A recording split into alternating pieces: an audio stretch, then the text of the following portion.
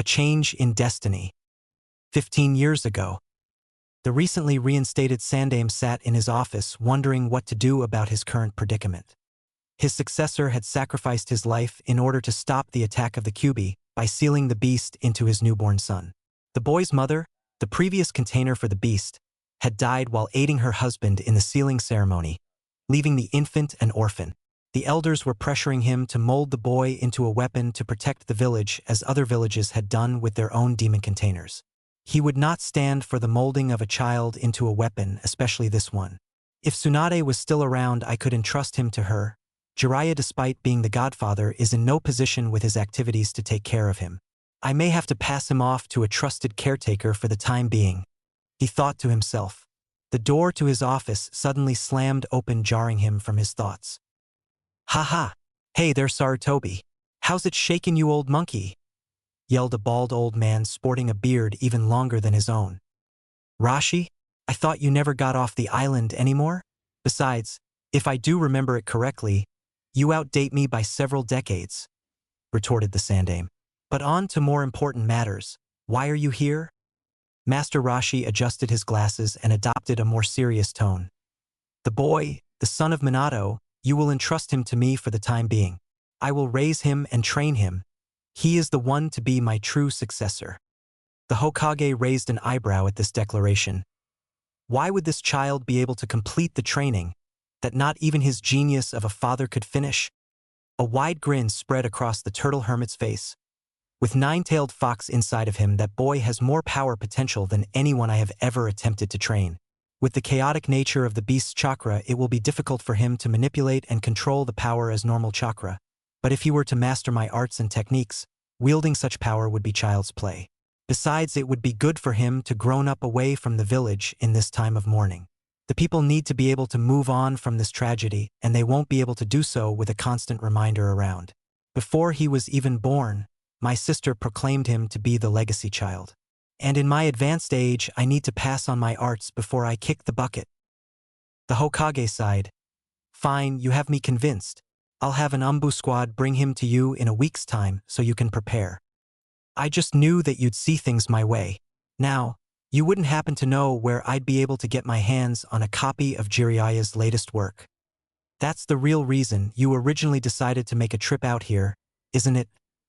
deadpanned the Hokage. The grin on the elder man's face said it all.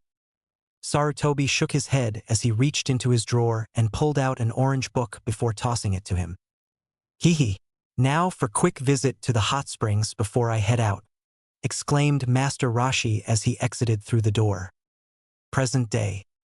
A blonde teen stood crouched on the sand shores of a small island as he progressed through his morning exercises and katas. After completing his workout, young Naruto turned to the skies and yelled, "Nimbus!" A yellow cloud streaked out of the sky and circled around to float next to the young man. The teen stood at 5 feet 11 inches, sporting a dark blue martial arts gi with orange trim and black boots. The back of his shirt displayed to the symbol of Turtle Hermit. A red staff was strapped to his back, and his arm is a tattoo of a turtle shell, the other a toad. He leaped on the cloud and turned around to face the house on the middle of the island. "Hey Grandpa Roshi, I'm taking off now. Be sure to come and visit sometime. I'll buy you one of Erosenin's new books," exclaimed Naruto. Roshi stuck his head out the window and replied, "You got yourself a deal, kid. Send that old coot of a Hokage my regards. See ya round, Naruto." "Okay, later Gramps," replied Naruto before zooming off on the Nimbus cloud. "Man, I'm gonna miss that kid." "Well, maybe. Now where was I? Oh yes, work it, girls. 1, 2, 3, and 1, 2, 3. Hey! exclaimed Roshi as he went back to watching the workout program on the TV. Hours later at the gates of Konoha, Izumo and Kotetsu were kicking back on gate duty, watching the new paint on the walls dry. "This is so boring, man. We need some entertainment," groaned Izumo. "Yeah. When was the last time that Naruto kid visited? He always livened up this place," replied Kotetsu. "Remember when he paint-bombed the market district neon green? That was classic," exclaimed Izumo. "Or how about that time he stink-bombed the academy?" chuckled Kotetsu. If he ever comes back here for good, the village will never be the same, said Izumo, only to be interrupted by a loud boom as a yellow cloud streaked overhead with a familiar blonde teen riding on it. "Hey Konoha, guess who's back for good? Mwahahaha!" yelled Naruto as he soared over the gates. "Yash! Nimbus onward to the old geezer!" The cloud kicked into another gear and sped off towards the Hokage Tower. If 5 naked hot chicks decided now would be a good time to hang out outside the gate, the village would never be the same, blurted Izumo. They both looked around for several seconds, but when nothing happened, Izumo banged his head on the table. "Damn it!" Kotetsu shrugged. "Hey, it was worth a shot in the dark." "I think he's just what the doctor ordered for this place," commented Izumo.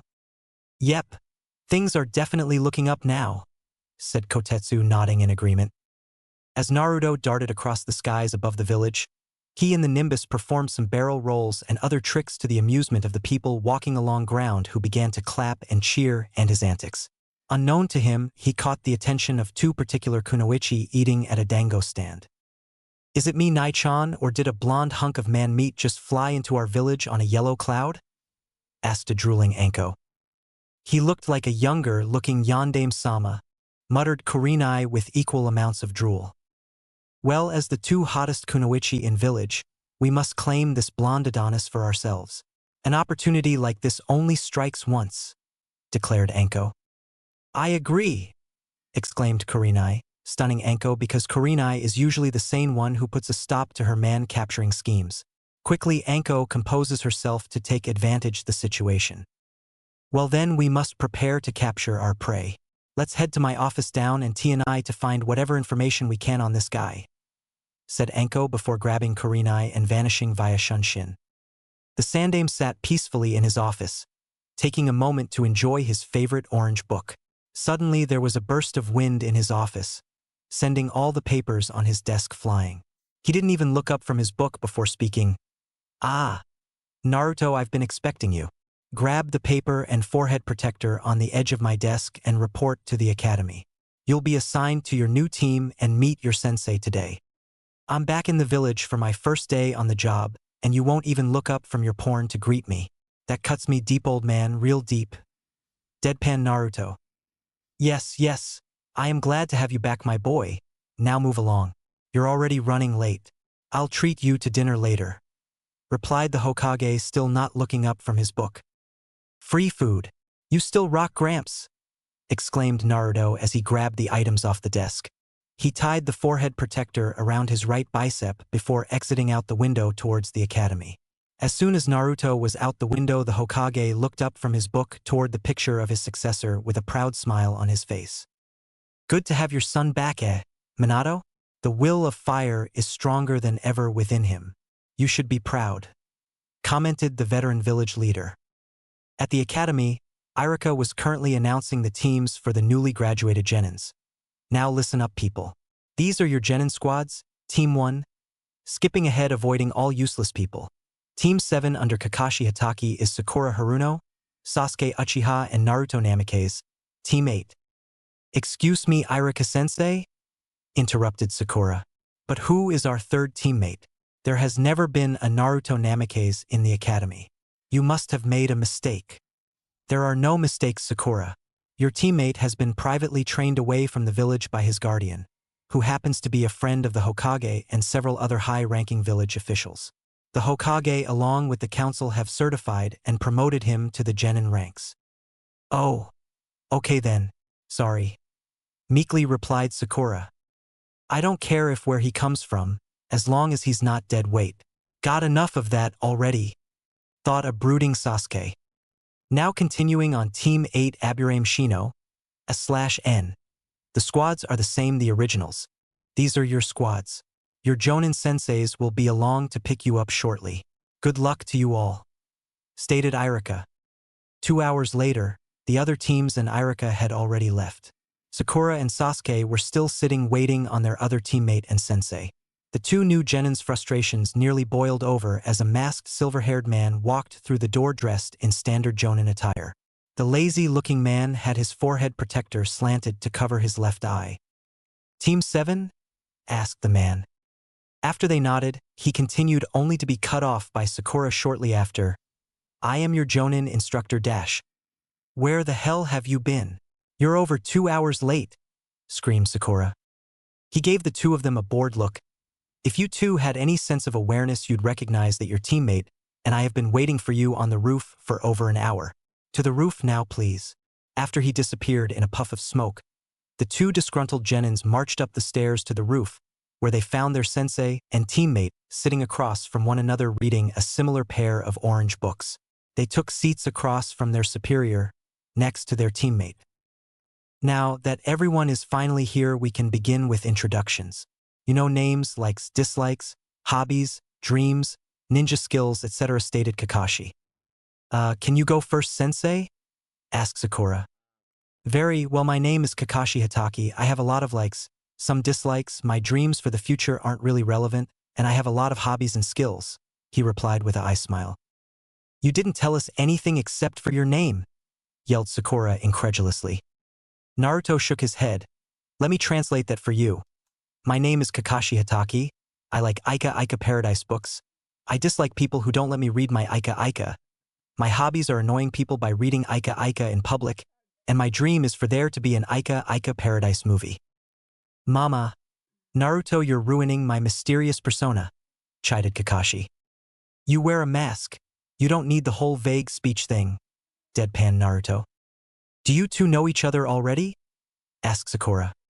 No, we just happened to be neighbors at a Holiday Inn Express last night, deadpanned Naruto. No need to be an ass to your new comrades, Naruto, scolded Kakashi.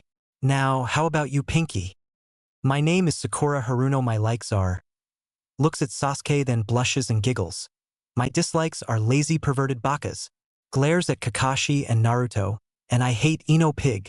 My hobbies are reading and medicine, and my dreams are. Looks at Sasuke and giggles and blushes again.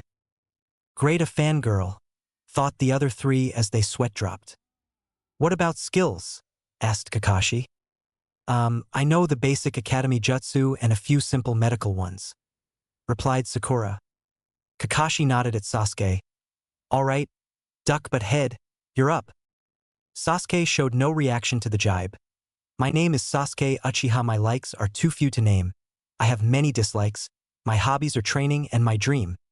No, my ambition is to kill a certain man and restore my clan. My skills include the basic academy jutsu, my clan's taijutsu style, and some fire jutsu. Great, an avenger, he may be talented, but he needs to move beyond that mindset, thought Kakashi. And last and certainly least, the devil's chief minion, declared Kakashi. Naruto snorted. I'm Naruto Namikaze, the pupil of the great Master Roshi. Yeah, I just said I've learned under Master Roshi. Big whoop. Wanna fight about it? My skills are deeply entrenched in the turtle hermit style. However, I have incorporated some ninjutsu that fit with my style to keep myself well-rounded. My likes are food and fighting tough opponents. My dislikes are people who annoy me or piss me off. My dream is to become the world's best martial artist. The most well-adjusted one, and he's probably just as insane as his mother, thought Kakashi. Very well, that's it for introductions. Now that we all know each other, we will meet tomorrow morning for a survival training exercise. Survival training, we completed that in the academy, shouted Sakura. Well, this is far more severe than that. Consider this a test if you will, replied Kakashi. You mean our real genin test, Kakashi-sensei? Asked Naruto. But we just passed that in the academy, exclaimed Sakura. That was merely a certification exam, showing that you mastered the academy teachings. Your real test will begin tomorrow at 8 a.m. It has a 66% failure rate. So meet me at Training Ground 7 tomorrow morning at 8, and I recommend not eating beforehand. You might throw up. With that, he disappeared in a puff of smoke. The dark-haired and pink-haired genin looked to third teammate, only to find him leaping away across the rooftops already. Sasuke-kun, you wanna? Started Sakura. No. Go away, do something productive like get ready for tomorrow. Snapped Sasuke. Wave it bye-bye. The trip since the encounter with the demon brothers had been relatively quiet. The group was able to cross the water passage where the bridge was being constructed safely in their boat. With no other interruptions since the demon brothers, they were now close to Tezuna's house. It was quite the uneventful journey. That is, until a giant sword tried to decapitate them and the demon of the hidden mist showed up. Suddenly, everything was all business. Kapinin Kakashi of the Sharingan. No wonder the demon brothers failed. Hand over the old man and I won't kill you and your team, declared Zabuza as he leaked a massive amount of killing intent. Did you happen to lose some eyebrows near Fire Country? I think I know who happened to pick them up, cheerily replied Naruto. Apparently Naruto didn't get the all-business memo. Well, I'll spare everyone except him, retorted an agitated Zabuza.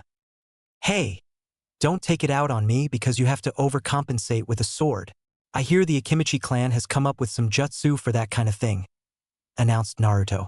By now the rest of the group was snickering or in Tezuna's case outright laughing, ruining Zabuza's aura of death in the process.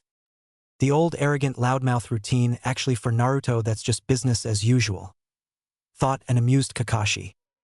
I see, I've got a stand-up comedian on my hands. Let's see you mouth off, when I chop off your head, roared Zabuza as he jumped backwards, landing on top of the lake. The dark-haired mist then executed a short set of hand signs. Kirigakure no Jutsu, announced the mist shinobi. The thick mist rose from the water, covering the area and limiting visibility. 8 points, voiced Zabuza through the mist, his tone laced with bloodlust. Larynx, spine, lungs, liver, jugular, subclavian artery, kidneys, heart now. Which will I strike? Eyebrows? Yelled Naruto as he quickly phased in front of Zabuza and sent a jarring haymaker that knocked the original Zabuza back onto the water and dispelled several water clones he had hidden in the mist. This mist may work on your usual opponents, but I can sense your energy. You can run, but you can't hide, sneered Naruto as the mist began to dissipate. You may be able to stop my silent killing technique, but you're just some loud-mouthed punk. I'll still crush you, snarled Zabuza as he returned to his feet. I call bullshit, muttered Naruto as he removed his power pole from his back and gave look to Kakashi. I can take this guy, right? Kakashi nodded and began passing signals to his other 2 charges as the 2 weapon-wielding shinobi squared off. After a brief stare down, they charged forward and entered a dance of weaponry. Zabuza's powerful strikes and overbearing weapon were countered by the skill and technique of Naruto with the power pole. He's truly adept at wielding the staff. Adding the power pole's advantages on top of that, it's almost not even fair, observed Kakashi. After being evenly matched for several strikes, Zabuza suddenly appeared to break through Naruto's guard. The demon of the mist attempted to split the blonde in half lengthwise with an overhead strike, only for his attack pass through an afterimage. Naruto appears behind him with a strike aimed for his head, only for Zabuza to pivot and block with his sword at the last second. His moves are pretty fast for a guy wielding such a big blade. Let's see how he does when I speed this up, thought Naruto. Naruto suddenly kicked into a higher gear and multiple afterimages appeared around the battlefield. Zabuza started becoming more inaccurate with his strikes due to his frustration. After several misses by Zabuza, Naruto exploited an opening. The blonde smashed down on his wrist with his pole, separating the swordsman from his zanbato. The leaf shinobi followed with a ki-enhanced kick to the chest that sent Zabuza flying across the body of water into a tree. The missing nin coughed up blood from the heavy damage. Shit, I recognize that technique. He made me underestimate him with his taunts. An afterimage that well-defined can only be taught by one martial arts master. The rumors were true about a successor. Haku, you better hurry up, we need to replan. Fuck, that kick may have broken a few ribs, thought Zabuza. Suddenly Kakashi appeared in front of him in a swirl of leaves, armed with a kunai and ready to end him. You've had a good run, Zabuza, but your ambition ends here, stated Kakashi as he moved to slash his throat. However, 3 sunbon needles beat him to the punch. Thank you for defeating Zabuza. You have made my job much easier, stated a hunter nin as he emerged from the trees. Kakashi moved over to check the body, finding no pulse. You're awfully opportunistic. I did all of the fighting, this is my bounty, declared a miffed Naruto. Technically he made the kill, so you have no claim, Naruto, sorry. Don't worry, you'll be compensated for your aid in taking Zabuza via the mission by the village, said Kakashi. Whatever, grunted Naruto. I must dispose of this body, so I'll be on my way, said the Hunter Nin as he moved over to the body before performing a shunshin and vanishing with the corpse. There's something off about that Hunter Nin, stated Sasuke while staring at Naruto, who was now casually playing with a stone in his hand. Kakashi felt something about it bugging him too. You may be right, but first we need to worry about getting back to Tezuna's house. Back at their hideout, the Hunter Nin moved to pull out the Senbon needles after addressing the rest of Zabuza's wounds. Zabuza came back to consciousness, gasping for air. Did you have to be so rough, Haku? Grunted the Mist Demon. If you had not underestimated that boy, you would not be in this state, Zabuza-sama, countered Haku. Zabuza frowned. True. I can't believe I didn't recognize that punk. Next time we meet, you will take him out. He may be fast, but he is no match for your bloodline. As you wish. Also, I'm sorry, but I couldn't find your blade, reported Haku. Zabuza's eyes narrowed. That brat must have taken it after he disarmed me. No matter, I can revert to my old sword style. That's what got me into the Seven Swordsmen in the first place. I'll take my Zanbato back from that punk's dead hands. Haku, I need you to find me a third katana of high quality, commanded Zabuza. Right away, Zabuza-sama, replied Haku. The group reached Tezuna's house an hour later and were introduced to his daughter Tsunami. They secured the perimeter before resting up from their journey. The next day, the team regrouped for a meeting outside of Tezuna's house. I don't think that man who killed Zabuza was a Hunter Nin, stated Sasuke. Sasuke, how did you deduce that the Hunter Nin was fake? Inquired Kakashi. What do you mean a fake? Asked Sakura. He didn't destroy the body beforehand as per proper protocol. Those Senbon needles were used to create a false death state, informed Kakashi. Well, there's that, and he blew his cover when he forgot the sword, said Sasuke as he pointed at Naruto, now holding giant blade. He turned it into a stone when the guy showed up, and the guy didn't stay to search more for it. The blade has got to as important as the body. Naruto snickered. Hey, it's fair trade. He got the bounty, I got the sword. Well, they will definitely be back when Zabuza's wounds are healed to retrieve his sword. I'd give him about a week at least, which means we have a week to train as well, surmised Kakashi. Well, you guys can figure out what you're going to do. I'm going to get started and meet you at the bridge later, stated Naruto before walking off. Wait, what about your training? Asked Sakura. But Naruto didn't even look back as he disappeared into the distance, be calling out. I've got something new to work on. The bridge isn't a good place for it. Sakura, if you would have paid attention, you'd have noticed that whenever we train, he's doing different exercises. Deadpanned Sasuke. The Kunoichi let out an embarrassed chuckle. My bad. Kakashi quickly moved on to other matters. Now, since we'll be at the bridge, you two can continue perfecting the water walking exercises. Sasuke, you will work on taijutsu with your Sharingan active. Sakura, you will do laps to continuing build up your reserves and practice the genjutsu I taught you. After a solid day of training, the team returned to Tezuna's house for dinner. It was a nice peaceful meal until Tsunami's son, Inari, started ranting about how they were all going to die and that Gato was unbeatable. So, the way you make it sound, this Gato guy must be incredible. I'd love to fight him. So is he really big? Inquired Naruto. No, he's a short guy, replied a confused Inari. Well, size isn't always an indicator of strength. He must be ripped from intense training then, continued Naruto. No, he's a bit on the portly side, supplied Tezuna. Sasuke, catching where this is going, added, well, he could be master of jutsu and techniques. No, that's not it at all. He has a huge army. Tons of guys. He's unbeatable, proclaimed Inari. Man, Gato sucks, kid, you lied, replied Sasuke.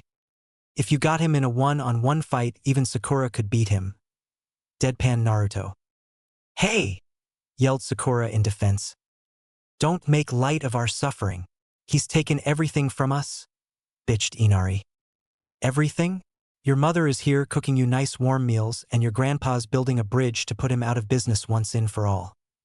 countered Naruto. No one is making light of your suffering, it's just that you're not being realistic about the situation, interjected Kakashi. Gato's nothing but a bully, one good shot and he'll go down. Your grandpa's got the right idea. He's fighting back trying to hit the bastard where it will hurt the most. Right in his wallet, stated Naruto before he stood up and walked towards the door, leaving behind a puzzled Inari. Where you headed? Asked Kakashi. That thing I was working on, it's not done yet, he replied before exiting. The week of training and preparation passed by quickly, and at this point Kakashi was wishing they had more time. During the week, Naruto kept showing up late from working on whatever technique he was developing in secret. The satisfied look on his face when he stumbled in the previous night indicated he had finally completed it. So that morning Kakashi decided to let him rest and fully recover as a reward. If he had known today was going to be Zabuza's counterstrike, he would have brought him along. He knew he could defeat Zabuza himself, but he was unsure of Sasuke's chances fighting Zabuza's accomplice, who Zabuza claimed was as strong or even slightly stronger than himself.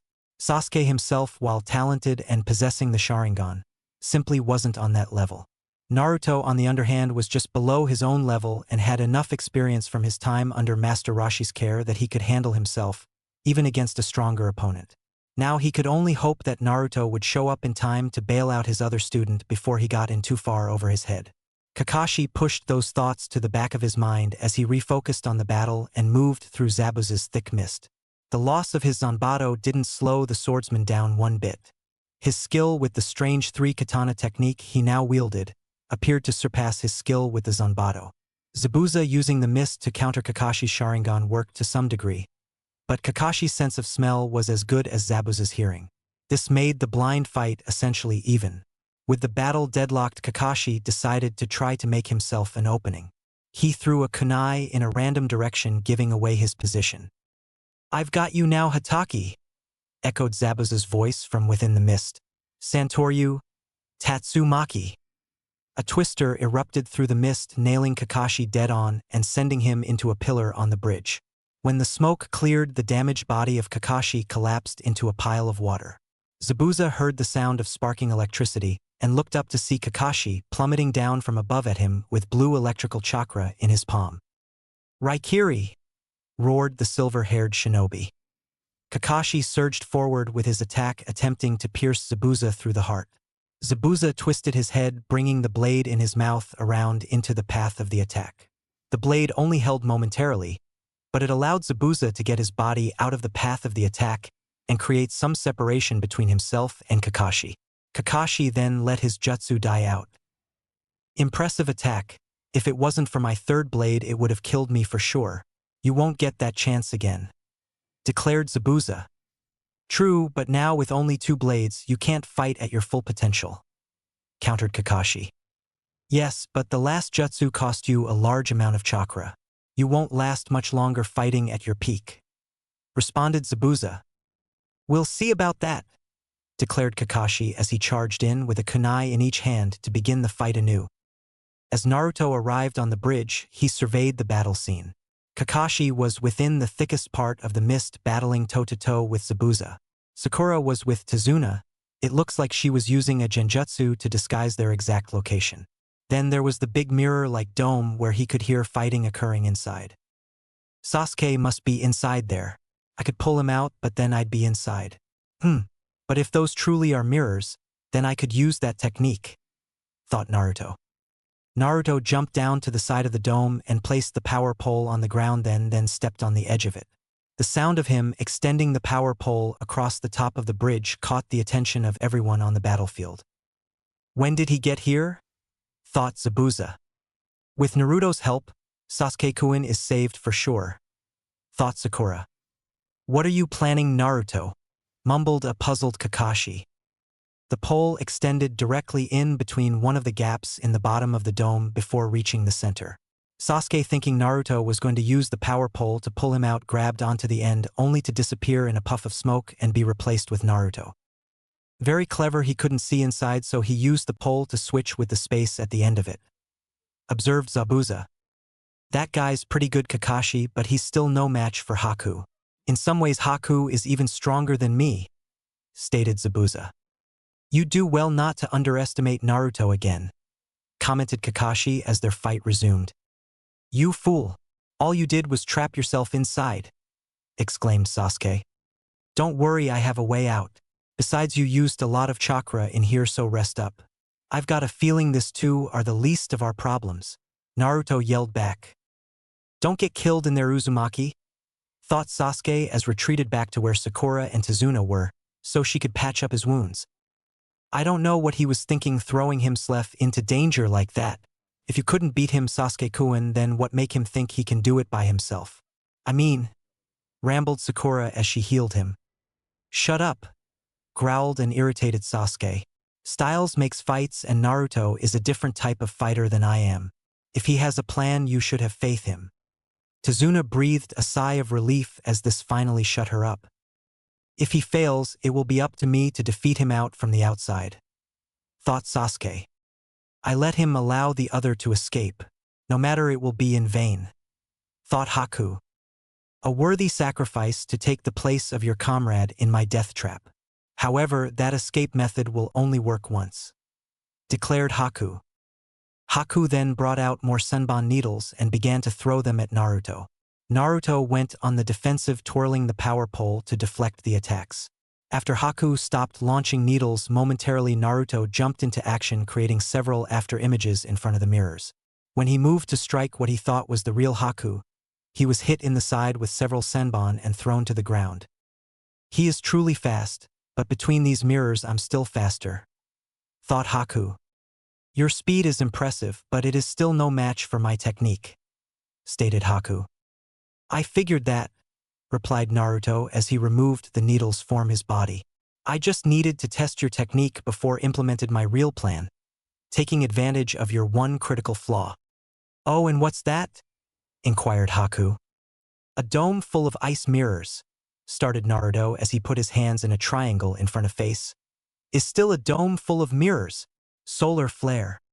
The bright flash reflected off of all the mirrors, blinding Haku. My eyes! Screamed the androgynous Nin. Down below, Naruto opened his eyes after the reflection died down. He looked to see that, with his concentration broken, only one Haku remained in the mirrors. He launched forward through a ki-enhanced punch that knocked Haku out of the mirror and sent him flying across the bridge as the rest of the mirrors shattered. He did it, thought Sasuke and Sakura. Damn it, Haku, worriedly thought Zabuza. Now what will you do, Zabuza? Kakashi's thoughts were interrupted by a clapping sound on the other side of the bridge. Zabuza let his mist dissipate to reveal Gato and his army of thugs. Nice job. Now I don't have to pay these guys. I can kill the baby demon and his brat as soon as I'm done with you, roared Gato with laughter. What about our deal? Exclaimed Zabuza. Nothing personal, it's just good business, cackled Gato. Well, it looks like we aren't on opposite sides anymore, Kakashi, stated Zabuza as he repositioned himself next to the copy Nin. They aren't skilled, but they have numbers and we have wasted a lot of chakra already, stated Kakashi, surveying the army. Naruto had placed the knocked-out Haku back with Sakura and Tazuna. He and Sasuke walked forward to stand next to Zabuza and Kakashi. Take out the head and the rest will fall easy, declared Sasuke. Yeah, but how? You have to go through all of them to get to him, replied Zabuza. Naruto then stepped forward. Stand back. I'll do it in one shot, he said while removing a stone from his pouch which transformed into Kubikiri Hocho. You'll be returning that after. Is this all over, brat? Threatened Zabuza. We'll see, smirked Naruto as he raised his hand in the air, palm up with the blade resting on it flat. The blade levitated before spinning horizontally. As it began to pick up speed, a yellow disk of energy formed in the path of the spinning blade, creating the sound of a buzzsaw. That's unreal, yelled a stunned Zabuza. So that's what he was working on. The rotations of the blade are so fast my Sharingan can barely keep up, thought Kakashi. Nice light show, but it won't scare us away. Attack, ordered Gato. Destructo disc, guillotine style, yelled Naruto. Launching the attack forward, it cut right through the charging men in the central portion of the army and made a beeline right for Gato. He could only stare in horror before his head was taken off and blade took an upturn and shot of into the distance. I think I could have used more rotation, muttered Naruto. The others stared at him in disbelief. Suddenly Zabuza snapped it out, his awe realizing his sword was gone. You better know how to track my blade down, brat, yelled Zabuza. Calm down. You were better fighting with the katanas anyway. They're more versatile. I'll replace your broken one. Although 3 blades still makes it look like you're overcompensating, replied Naruto, muttering the last part to himself. We have bigger problems than Zabuza's blade. You may have taken down Gato, but most of his army still remains and they're not running, pointed out Kakashi. True to his words, the thugs had regrouped and looked ready to cause trouble. You killed our meal ticket, so we'll kill you and take this town instead, called out the group of mercs. Out of nowhere, an arrow was shot that landed in front of the thugs. The group trooned back to see Inari and the rest of the villagers armed to the teeth with whatever they could find. You want our town, you'll have to go through us, the villagers roared. Not a problem. The army of thugs been to charge forward only to be stopped in their tracks by an incredible killing intent. Everyone looked to see Naruto engulfed in a white aura powering up some attack. When he began to speak, his voice had distinct edge to it.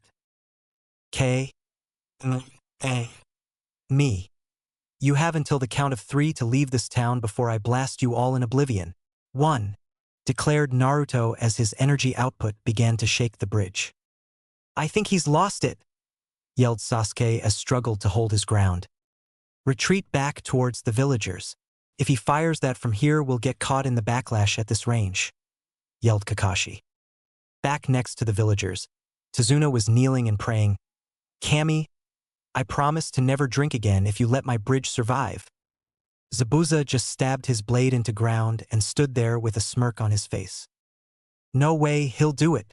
He's bluffing, declared one thug. At this, the size of the energy ball in Naruto's hands tripled in size. 2.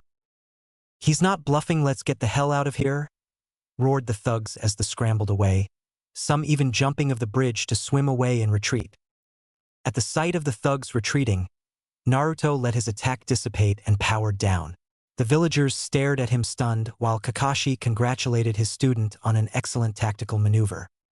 Nice bluff, Naruto, you even had me convinced with that Kamehameha, said Kakashi.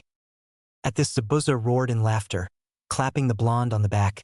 He wasn't bluffing. If they didn't retreat, he would have fired. Not bad, kid. Didn't know a tree huger like you had it in you. Naruto looked back at them with a serious stare before adopting a smirk and shaking his head. Meanwhile, Sasuke was standing off to the side frustrated. Going in, I thought we were on the same level, but the gap between our abilities is far greater than I could have ever imagined. He's almost like him in terms of skill at that age. I've got to find a way to close the gap in skill level. Even with the Sharingan, he would pound me into the ground right now. If I can't be the elite of my own age, how can I ever hope to compare to him? What are we going to do about you and your minion? Questioned Naruto, giving a nod towards Haku. Well, we could let them go. They've done no real harm here and weren't really our enemies. It's not really our responsibility to take them in either, stated Kakashi, trying to take the lazy way out. That kind of shorts them a bit.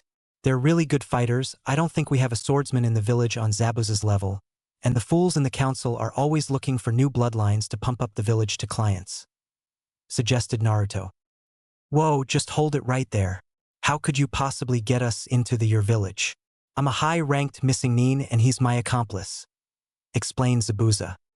Well, your value as a fighter is top-notch like I said before, and any information you provide could be useful. Ever since the third Mizukage took over, our spy network has been really shitty there, replied Naruto. Plus your companion isn't registered as a missing nin, so he could slid in easy, added Kakashi. I have a in with the Hokage, so worst case scenario, he does some magic with the paperwork, you have to take a new identity, finished Naruto. All right, we're in, affirmed Zabuza. I'll send out a messenger bird to the Hokage, said Kakashi. The Great Dango Adventure. The building of the bridge went smoothly with Gato out of the picture. After another week and a half, Team 7 departed the newly christened Kame Bridge, with Zabuza and Haku in tow. The team plus the pair of the missing ninja were all currently in the Hokage's office completing the mission report and debriefing. So you destroyed the Gato Syndicate, rebuilt the economy of Wave, got a new trading treaty for Konoha, and added 2 ninjas to our ranks. I miss anything? Casually stated the Sandaime. Well, you looked like you could use the extra paperwork when we left, commented Naruto. The Hokage simply shook his head before chuckling. I expect nothing less from one of your adventures, Naruto. So what happens now? Asked Zabuza. You two will be placed on probation with ANBU surveillance for 6 months before being re-evaluated for full enrollment into our ranks, stated Kakashi. Which means, replied Zabuza, you'll be stuck on guard duty for 6 months before getting any real missions, so they can observe you and prove your loyalty to the village, replied Kakashi. Better than nothing, I guess, said Zabuza. Kakashi, escort them to headquarters, send them to Captain Saru. The rest of you are dismissed. Team 7 will be credited and paid for an A-rank mission, ordered the Hokage. Hi, Hokage-sama. They all saluted before departing. The next day, the various Jonin and Chunin had gathered in the secret meeting hall with the Hokage for the upcoming Chunin exam nominations. Now the floor is open for the nominations, announced the Hokage. I nominate the most youthful of teams, Team Guy for the Chunin exams, proclaimed Guy. I nominate Team 10 for the Chunin exams, declared Asuma. I nominate Team 8 for the Chunin exams, declared Kurenai. I nominate Team 7 for the Chunin exams, added Kakashi. What, this can't be. Some of those students are just fresh from the academy. They couldn't possibly be ready, yelled Irika. These ninja are no longer Green Academy students, but soldiers under our command. They have what it takes. I'm fairly certain that one of my students could even pass the Jonin certification right now, replied Kakashi calmly.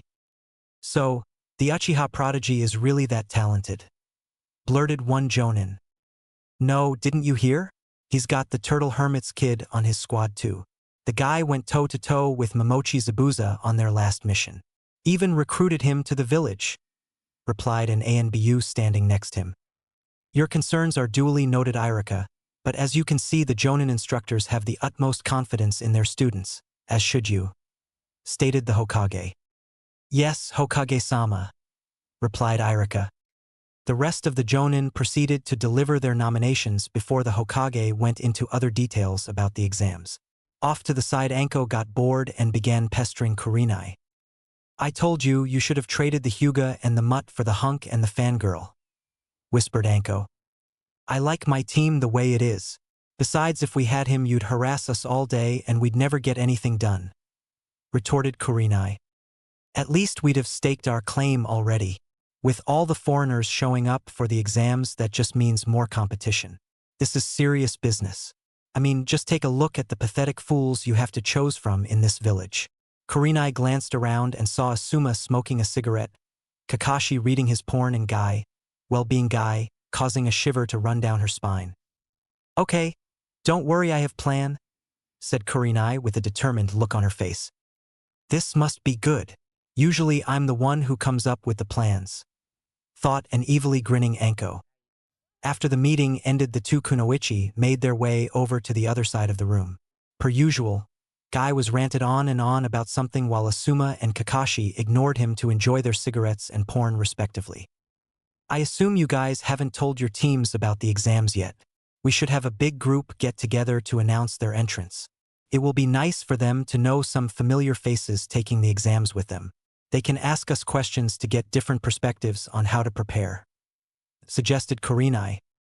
No one noticed Anko's evil grin widen at this statement. What a most youthful idea.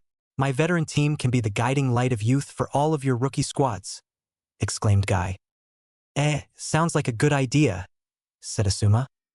I don't know, said Kakashi while he pondered it more. Most of my team isn't really the social type.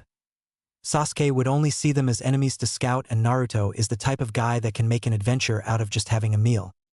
Currently in the forest outside Konoha, said blonde person sneezed as he chased after the tiger that had stolen his lunch while he was training.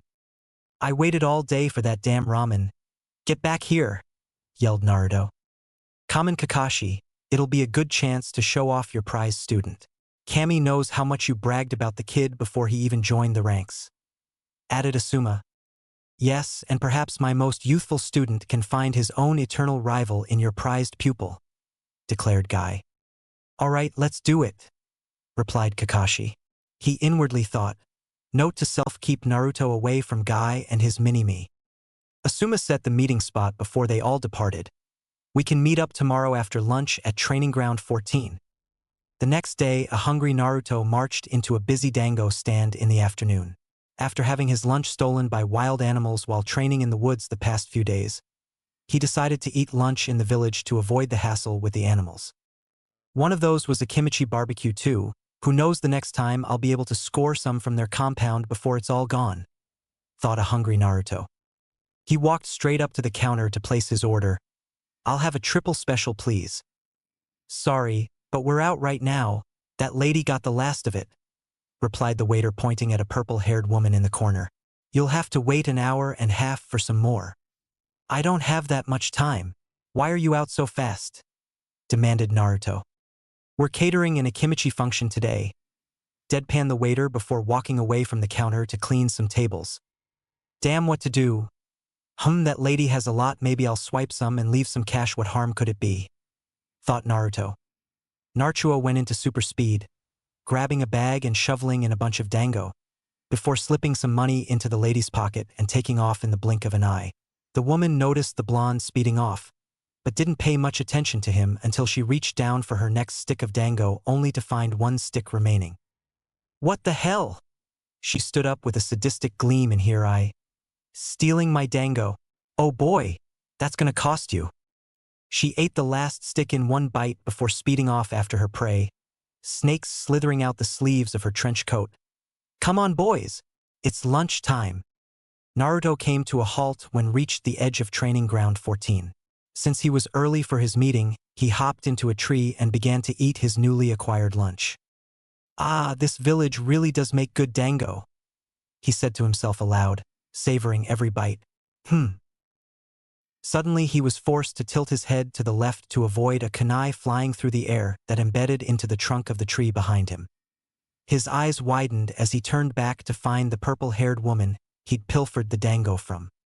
No one steals my dango, she screamed at him, barely holding herself back from frothing at the mouth. Naruto, who was still in mid-bite, barely had any time to react before she launched a volley of kunai at him. Naruto began to contort his body into almost impossible angles to dodge each and every blade. Stay still and take your punishment like a man, she yelled before reappearing right behind him with kunai to the throat and snakes ready to sink her fangs him. She went to slice his cheek only to find she was holding an after-image. She looked up to see him standing at the top of the trees above her. He flung a fresh stick of dango at her, which landed right in her mouth sideways. She took bite before saying, "Nice throw, but it won't save you." Naruto, who finally had a chance to swallow, responded, "Hey, I paid for it. I even left some extra just for the trouble. Just check your left inside coat pocket." At this, another voice interrupted them. "Anko, please stop trying to kill my student." Kakashi and the others had finally arrived at the scene for the meeting. Anko completely ignored him, now counting the money she found in her pocket. "Oh, he paid double," she uttered. She reappeared right behind Naruto again, this time hugging him from behind and finishing off the dango Naruto had just been eating. "Loves dango and he's loaded. Can I keep this one?" she yelled. "Anko, stop molesting the genin," demanded Kurenai. "Don't be jealous. I'll share him with you for a small fee," suggested Anko. "Hardly," she replied, but on the inside she was furious. "It was my plan. I should get to make the first move." The rest of the group merely observed them confusedly, while one pale-eyed boy recognized Naruto and began to tremble in anger. "It's you, the one who brought great shame to the Hyuga clan," he yelled before shifting into a stance. "I will exact our retribution." A grin formed on Naruto's face in response. "You guys still pissed off about that underwear incident? Blame it on the idiot old fart who decided that I should be grateful that a commoner like me could deliver goods to such a noble clan." Nothing really noble about a clan who still wears those tidy witties and whatnot, although I did make sure to wear gloves. Based on those stains you guys had, I'm pretty you use those eyes of yours for more than just that fancy taijutsu of yours. Niji, how most unyouthful of you and your clan, exclaimed Lee in shock, pointing an accusing finger at his teammate. My troubled student, there are plenty of much more noble ways to experience the springtime of youth. Let Lee and I show you the proper way to experience youthfulness, added Guy. At this statement, nearly everyone in the clearing busted up in laughter or snickered. Niji turned red in anger and embarrassment while Hinata merely fainted. This humiliation will not be forgotten. Niji raged internally while struggled to maintain the proper Hyuga decorum on the outside and pretend he was totally unaffected. After everyone settled down from their laughter, Asuma kicked the real aspect of the meeting. We've nominated all of you for the upcoming Chunin exams. It's up to each of you individually if you want to enter. He then passed around a briefing to each team. Here are the entrance forms if you want to take the exam. You need to show up on the exam day with these to gain admission, informed Kurenai as she passed around the entrance forms. Sweet. Looks like we'll be advancing in rank in no time, exclaimed Kiba. It should be noted that nearly all applicants fail on passing their first Chunin exams. Only the elite of the elite make it on their first go-round, advised Kakashi. Well, there better be some more of the elite at this exam or I'll get bored. Deadpan Naruto. What makes you think you're such hot stuff? Hotly retorted Ino. Naruto snorted. Please, get on my level. There's not even a comparison to you and me, with how far I'm above you. Only the Jonin here could beat me, and for the ones that could it would be close. Master Roshi doesn't exactly train weaklings like the academy does. I mean, just look at the gap in skill between the first-year students and the rest of you rookies. It's not even close except for Sasuke. Guy and Lee began to boast about how youthful Naruto too was to acknowledge the supreme flames of youth Team Guy possessed. Suddenly another voice permeated the air. Oi, brat. Spar now. They all looked up to see Zabuza standing on a tree at the edge of the clearing. Hell yeah. Get ready for another ass-beating databao. Naruto snatched an exam paper from Kurenai before tossing his dango bag to Anko. You can keep the rest, he yelled as he sprinted after Zabuza out of the clearing. Excitement, comedy, and dango, all in all an excellent first date, said Anko. Everyone stared at her like she was out of her mind. Like you losers could ever understand, she pouted before disappearing in a puff of smoke. Troublesome. We have to deal with an opponent who can keep up with one of the 7 swordsmen. This is going to be a pain, muttered Shikamaru as the meeting continued. The next day, as Naruto strolled through the village, he noticed an abundance of foreign civilians and shinobi. Look at all these damn people. I guess exam time really does bump up the business with all these tourists. I haven't seen this many people since I helped out Erosenin with his book signing back in Suna. That reminds me, with the exams coming up, there is a good chance that he could be here as well. Now where to find him? A few minutes later, Naruto walked around a corner to witness the sight of a young kid being held up by 2 Suna ninjas with 2 other children standing off to the side of them, pleading for them to let their friend go. Time to teach a little punk like you some manners, smirked the male Suna nin holding the child. Konohamaru didn't mean it honest, pleaded one of the other children. Just let it go, Kankuro, said the blonde girl standing next to him. No way, I've been itching for some fun, gleefully replied Kankuro. Should have listened to the lady. You must be pretty pathetic if playing with makeup and beating up little kids is your idea of fun, stated Naruto as he walked forward. Who asked you? Said Kankuro as he looked at Naruto. Probably just some muscled-bound thug, all brawn, no brains. Suddenly Naruto swiped his hand forward and the kid was now in his grasp. He placed the kid on the ground. That kid, how did you get him? Stammered Kankuro. Naruto was no longer paying attention to him. You alright, kid? Asked Naruto. Yeah, that was totally awesome. How did you do that? Can you teach me? You should, rambled Konohamaru as his friends stared at him in awe. Whoa, slow down, kid. I was just teaching Makeup Boy there a lesson. It appears he doesn't even recognize me. replied a smirking Naruto. Suddenly Temari and Kenkuruo paled. You're that crazy kid who hung around Gaara. You made him even scarier than before, exclaimed Kenkuru. Suddenly a raspy voice permeated the air. Made who even scarier than before? Just the man I was looking for, chuckled Naruto while rubbing his palms together. Kankuru, you're pathetic. And Temari, I thought I told you to keep him out of trouble, snarled Gaara as he appeared in a swirl of sand. So sorry, Gaara, muttered Kankuruo. Whatever. Just get back to the hotel before I change my mind, commanded Gaara. The two walked away with Temari sending curious glances at Naruto. You did something that changed Gaara. For better or worse remains to be seen. Hey, aren't you brats supposed to be in the academy right now? Remarked Naruto. Konohamaru paled before grabbing his two friends and taking off. Thanks, boss. Boss? Questioned Naruto while scratching his head. Whatever. Nice job losing your siblings, Gaara. Let's go somewhere more private to chat. Naruto turned and waved towards a tree before disappearing with Gaara. Sasuke emerged from said tree after they left. Just what are you up to, Naruto? Thought Sasuke before he left the scene.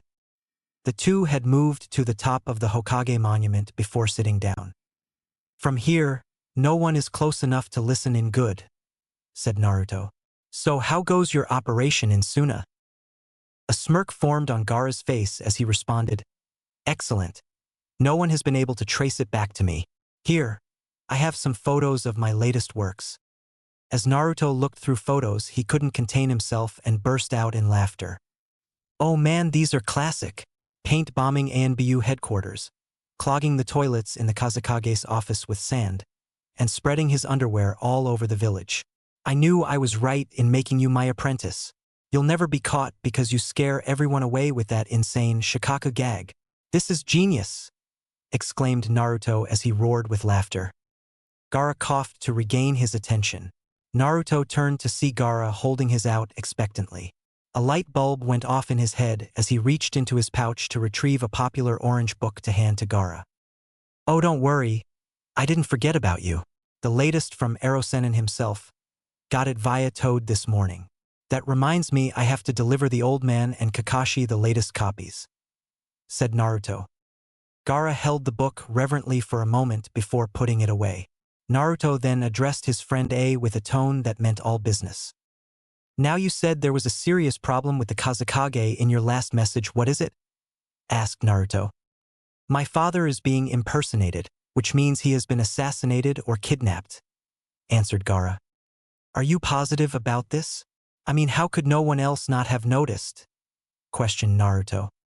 Gaara elaborated. The impersonator copied his mannerisms to the finest detail. Even his scent is still the same. The only difference is his energy signature. It is radically different from before, and you told me that nothing can change your energy signature because your life force is a part of it. It's almost like someone is wearing his skin, finished Naruto. We need to see the Hokage. Your entire village may be compromised. Hiruzen Sarutobi sat at his desk analyzing the recent detailed reports from Jiraiya's intelligence network. The reports indicated that something was happening, but he didn't have the slightest clue what. It seemed as if he was missing a key piece of information. First, the new Hidden Sound Village starts ramping up as if they're going to war before simply shutting down. Then the Hidden Sand Village immediately begins to do the same thing. Could they be possibly going to war with one another? These patterns makes no sense. And we've still yet to find that intelligence leak. His musings were interrupted by a knock on the door. As Naruto and Gaara walked into his office, the Hokage turned his thoughts away from the reports on his desk and to the two young men in front of him, giving them a warm smile. Ah, Naruto, I did not know you were acquainted with the youngest son of the Kazekage. Now what seems to be the problem? Actually, you did know we were acquainted. Gaara's our guy inside the Kazekage's office and we've got trouble, replied Naruto. Gaara then told the Sandaime everything he told Naruto, causing the old man to gasp in shock and his pipe to fall out of his mouth. It couldn't be that fool, uttered Sarutobi. So, why did the snake take over the sand village? Inquired Naruto. He's not trying to take over Suna, said the Hokage, now with a determined look in his eye. He's just stealing their forces. What you two have just revealed to me is S-class information not to reveal to anyone unless I deem it so. I need you both to keep your eyes peeled during the exams for anything else that may help us and report it back to me. We have a leak and I'm going to start cutting his flow of information. Yes, sir, they both responded. What are we going to do about my village? Asked Gaara. Nothing can be done now. If we try to do something before he exposes himself, your village may suffer more damage than just losing a Kazekage. We must wait for the right time to act, declared Sarutobi. He may have done us a favor in that regard. Father was such a terrible leader and father as well, thought Gaara. You were just thinking he did you a favor by killing your old man, weren't you? Deadpan Naruto. Gaara did not dignify him with a response, causing Sarutobi to chuckle. Have a nice evening, boys, he said, dismissing them. As they turned to leave, Naruto reached into his pocket and pulled out a scroll and tossed it to the Sandaime. For your paperwork breaks, he said before the two exited the office. Sarutobi opened the scroll, and when he retrieved the familiar orange book within, he gained a fierce look of determination. I will survive this war if only to see what happens to Hikaru and Makoto in the sequel, he declared. Somewhere a white-haired man sneezed from behind a bathhouse wall. Chunin exams round eye. Naruto confidently strode towards the academy building, barely containing his excitement for the upcoming exams. He opted for a dark blue version of his fighting GI with a back undershirt and power pole strapped to his back. As he approached the doors, he made out the figures of Sasuke and Sakura waiting for him. Let's do this, stated Naruto as the two joined him in stride, entering the building. This oughta be good, replied Sasuke. Let's all do our best, added Sakura. As they entered to the room, they saw a small crowd of genin and Chunin idly chatting on the first floor. The trio quickly made their way up the stairs, not even giving any attention to the weak genjutsu on the second floor that had caught a group of genin within its grasp and made their way to the third floor. As they approached room 301, they found their sensei standing to the side, lazily reading his orange book. You really need to find yourself a girlfriend, sensei? Commented Sakura while shaking her head. There's no help for him. He's gone too far down the path of an arrow, sensei. No woman will touch him now, added Naruto. And here I come to congratulate my precious students on getting into the exam, and this is the appreciation I get, said Kakashi as he sighed. What do you mean congratulate on getting in? Replied Sakura with a raised eyebrow. You all had to show up here to take the exams, otherwise I couldn't have let you in, but that really doesn't matter now. Good luck with the exams, he stated before disappearing in a puff of smoke. Okay. Naruto scratched his head with a puzzled expression. Let's just move on. Sasuke opened the door to room 301 and they all entered. All the noise in the room vanished as all eyes turned on Team 7. Killing intent spiked at the group, but the trio eased right in as if they didn't feel it. Suddenly a green blur entered their vision. Ah, the lovely Sakura. I'm sure you remember me, the green beast Rock Lee. Would you please go out with me? Pleaded Lee. His response is based on how much you were paying attention, so act like you didn't hear him, whispered Naruto in her ear. I'm sorry, did you say something? Responded Sakura. Oh no, the hip attitude of my sensei's rival has passed down to the lovely Sakura-chan. I must restore her youthfulness. If I can't do that, rambled Lee. The group sidestepped the rambling green beast and moved to where the rest of the rookies were congregating. Sakura began to mingle with the group while Sasuke and Naruto moved off to the side. Sasuke scoping out the competition and Naruto staring straight ahead with an intense look of concentration. After a few minutes of mindless chatter, a few of them took notice of the two backbone members of Team 7. Just look at that guy. Son of the Yondaime must be all business. He's hardcore just like Sasuke. Just look at the focus that guy has. I wonder what's going on in his head, pondered Kiba aloud. Troublesome, probably plotting what flashy techniques he'll have to display to gain his promotion, replied Shikamaru. The real thoughts inside Naruto's head. I can't believe I've been back in the village for this long, and I haven't had any Ichiraku ramen. What should I have for my next meal? Shrimp? Miso? Pork? No, I must have them all. 5 bowls of each? 10. Kind of intimidating. When you look at him, it's like the rest of us barely even show up on his radar, commented Choji. Kiba snorted in response. Yeah. Well, he won't get past us no matter what he knows, right, Akamaru? He exclaimed. You're on your own. This guy is way out of our league, yipped Akamaru in response. What? He's not so tough, I'll show you, boy.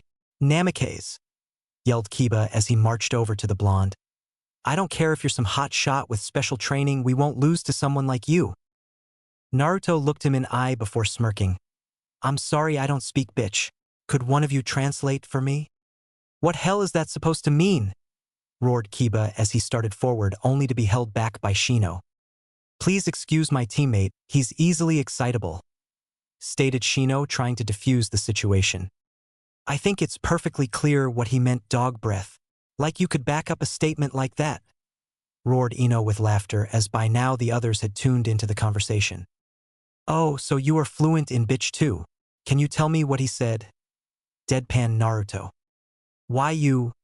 Let me go, Shikamaru. I don't care who he is. No one talks to me like that, screamed Ino. Troublesome. Calm down, Ino. You left yourself open for that one, replied Shikamaru, holding her in place. You know you guys are pretty loud. Maybe you rookies should settle down. A voice interrupted. They all turned to face a glasses-wearing silver-haired ninja who looked slightly older than them. Why should we listen to you? Replied Sasuke, who now directed his attention to the new ninja. It's just that you're agitating some of the veterans, you're making yourselves targets. Don't want my fellow Leaf Shinobi to get ganged up on, he answered. The group looked around the room to various elder ninjas, giving them glares. Thanks for the heads up, said Naruto. Kabuto Yakushi Kabuto filled the now identified Kabuto. Aren't you a bit old for these exams? Asked Sasuke. I'm something of a veteran. This is my 7th time, answered Kabuto. 7th? Exclaimed the group. There's no way he should have failed 7 times, not with his chakra levels, thought Naruto. Man, you must suck, said Kiba. No, he could just be unlucky. These exams are supposed to be pretty tough, countered Shikamaru. Yeah, they are. You guys take every advantage you can get. Take a look at these, said Kabuto. Blank cards? Said a puzzled Sakura. They're ninja info cards. When I insert my chakra into it, the data appears. I've got data on pretty much everybody. I'll show you, give me a person to look up, said Kabuto. Gaara of Suna, supplied Sasuke. Namikaze Naruto, added Shikamaru. You know his name? Too easy. Let's see here, Sabaku no Gaara, Genin of Suna. Teammates are his siblings Sabaku no Kankuro and Sabaku no Temari. 10 C ranked, 2 B ranked, 1 A ranked missions, has mastery over sand. No other skills known. He's returned from every mission completely unscathed. Pretty impressive, supplied Kabuto. Good, he knows nothing of Gaara's true skills, which means the only data he has on me is from my missions. Still, that is too much information to be floating around for someone I don't trust, thought Naruto. As Kabuto pulled out his next card, Naruto quickly snatched it away before replacing it with another one from his deck and crumpling his own card into his fist. He then destroyed the card in his hand with a pulsive key. This doesn't seem to be right, puzzled Kabuto as he pulled up the info. Seems you've misplaced my information, too bad, responded Naruto. How in the world did you come across info like this? Asked Shikamaru.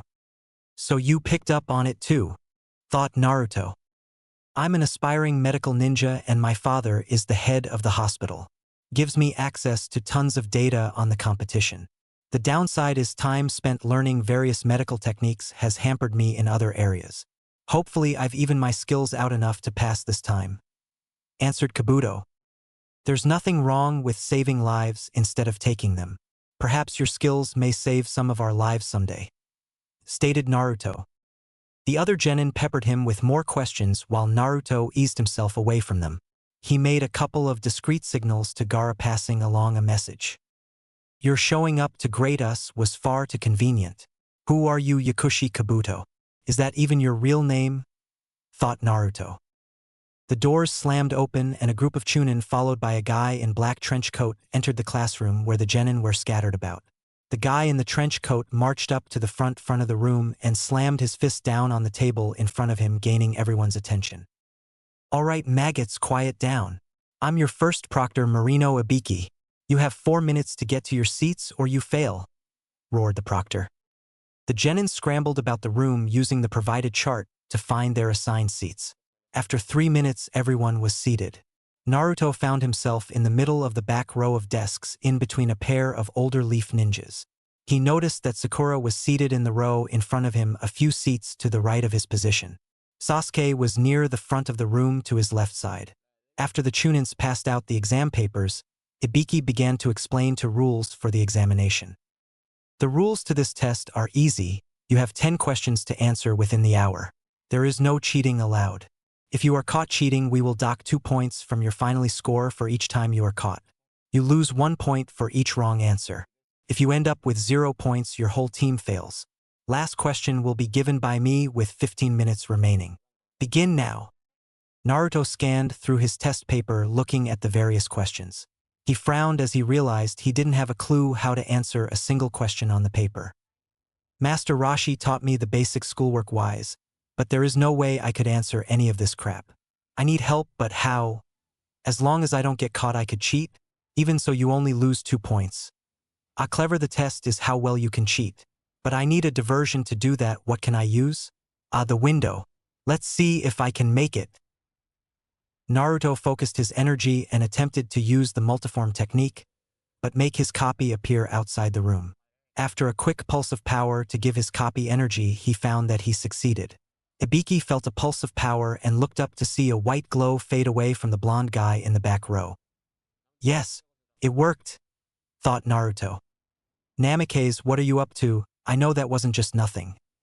His thoughts were interrupted by crash from the outside that broke some of the glass of the window.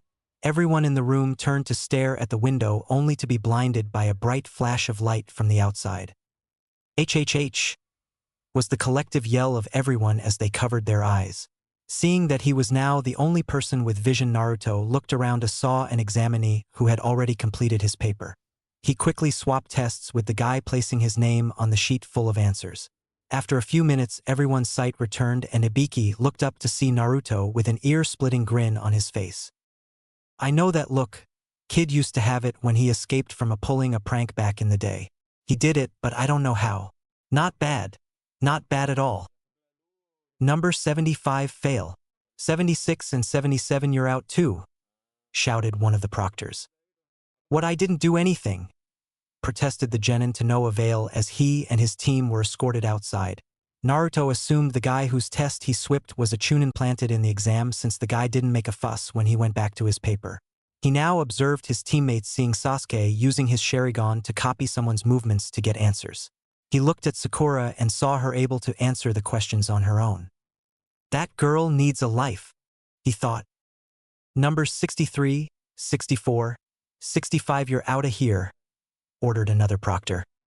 Naruto observed Gaara using his sand eye to spy for answers and use his sand to relay the answers to his siblings. Bet they just think he's doing that so they won't impede his progress. Fools, thought Naruto. Numbers 21, 22, 23 you're done, declared an examiner. As the 45 minutes passed, several more teams were ejected from the exams. Naruto doodled on his paper as we waited for the 10th question to be given. All right, listen up. It's time for the 10th question, yelled Ibiki, gaining their attention again. You should know there is a special condition for the 10th question. You have the choice whether to take it or not. If you choose not to, you and your team will simply be disqualified and you can leave now. Why wouldn't we want to take the question? Asked one of the genin. Quiet. I wasn't done. You see, the penalty for taking the 10th question and answering incorrectly is to be permanently banned from taking the chunin exams ever again, stated Ibiki. That's not fair, roared one of the genin. Yeah, there are plenty of people in here who have taken the exams before, added Tamari. Not my problem. My exam, my rules, stated Ibiki offhandedly. Now what is your choice? Immediately a hand shot up. Sorry, guys, I just can't risk it, said the Leaf Genin as he and his teammates were escorted from the room. Soon several others' teams followed, thinning the numbers of the remaining teams. I know I could answer it, and Sasuke could too, she thought as she turned to Naruto as saw him staring out the window daydreaming. Just great, he hasn't even been paying attention. The various Jonins had gathered in the lounge in the academy waiting on the results from the first examination. Kakashi was reading his book as usual while Asuma, Guy and Kurenai were discussing their squad's chances in the exam. So what do you guys think? Asked Asuma. My youthful team has been fully prepared. Nothing will stop them, proclaimed Guy. Youthfulness or not, that won't matter in front of Ibiki, retorted Asuma. Ibiki? Enko's boss is the first proctor, questioned Kurenai. Yeah, that guy really knows how to push people's buttons. Mentally he'll push you into a corner until you crack, replied Asuma. I'm not worried, commented Kakashi. All that martial arts bravado of Naruto means nothing in that classroom, stated Asuma. It's not that. Naruto is a unique individual. If he doesn't either like or understand what you're saying, he'll tune you out completely, responded Kakashi. That's not being unique, that's just being stupid, replied Asuma with a snort. Actually, in our profession where no one tells the complete truth, it is a wise policy. 90% of what a ninja says is crap anyway, we're only 10% better than politicians, remarked Kakashi. Sakura wasn't the only one who noticed Naruto goofing off. Hey, you there in the back, do you really think this is the time to be daydreaming? Yelled Ibiki, directing everyone's attention to Naruto. Naruto stuck his pinky finger in ear as if clearing it out before he said, I'm sorry, did you need something to wipe your mouth clean from all that bullshit you were just spewing? Everyone stared at him with a look that said, did you really just say that? You think this is a joke? Your career is at stake here, responded Ibiki before smirking. Maybe the pressure has gotten to you, you should give up. You know, you should see a doctor about that. Crap is supposed to come out of the other end, replied Naruto casually. The rest of the genin snickered at his response, alleviating some of the tension in the room. Just great, the asshole ruined the atmosphere I created, thought Ibiki. After this, no one else decided to quit, prompting Ibiki to reveal the 10th question. All right, the 10th question is... He paused for dramatic effect before continuing, you all pass. Most of the room gasped in shock, while Naruto and Gaara stared at him with bored looks that said, really? Is that the best you can do? The demon container duo tuned him out as he explained the purpose of his exam to the rest of the remaining participants, the importance of intelligence gathering, and the difficult decisions they will face as Chunin. His speech was interrupted by a red ball of cloth smashing through window, followed by 4 kunai sticking to each corner, creating a banner that proclaimed, the way to sexy for any of you, Mitarashi Anko, proctor of the second exam. This was followed by a smaller second banner that read, except Naruto of course. As the woman entered, Naruto experienced the feeling being incredibly amused and aroused at the same time. That was awesome, he thought. What the hell, Ibiki, your test sucked, you left way too many. Must be getting soft, commented Anko as she analyzed the room. You're early, and my test was fine, we just have some cream of the crop entrance this year, he retorted. Whatever, by the time I'm done I'll cut these losers to less than half, she declared with an evil grin that creeped out most of the genin in the room. All right, thumbsuckers. The next part of the exam begins tomorrow morning at Training Ground 44, aka the Forest of Death. Be there at 9 or fail, she ordered as the genin proceeded to exit the room. As they exited, Naruto gave Gaara a signal to meet up at the Hokage Tower. Gaara and Naruto arrived at the Hokage's office to find Ibiki just about to exit the room. Ah, it's you two, nice job today, commented Ibiki. Yes, how did the exam go, boys? Asked the Sandaime. It was fine. The proctor told us to report here additional exam instructions. Ibiki raised an eyebrow at this, recognizing the code phrase as the Hokage went through several hand signs that erected a sound barrier and a genjutsu masking the sound barrier to make appear as if they were discussing trivial information. Ibiki knew the Hokage was using a couple genin to be his eyes and ears inside the exams. He didn't expect it to be actual genin, he figured he plant some higher-ups. You're clear, go ahead and report, stated Sarutobi. Yakushi Kabuto is a person of interest, reported Naruto. He has detailed information on the mission records and skills of nearly every genin in the exam. A nobody who failed the exam 7 times shouldn't have that kind of information, even if he is a medical ninja whose father runs the hospital. He also reeks of snakes, as did several other genin in the room, most notably those from Hidden Sound and his teammates, added Gaara. They must all be in regular contact with him somehow. He's already here, but why now? Said Ibiki. He's after something, whether it be an asset he left behind years ago or something new I can't speculate. We will monitor this Yakushi Kabuto, hoping he leads us to some bigger fish in the chain then. The low-level spies must report to whoever his right-hand man is.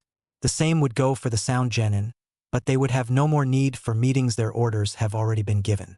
We can only do that outside the exam, so you two continue to monitor him on the inside. Ibiki dig into his background for possible associates that fit the profile and prep a room for him. If after the second exam nothing turns up, we'll bring him in. Ordered the Hokage.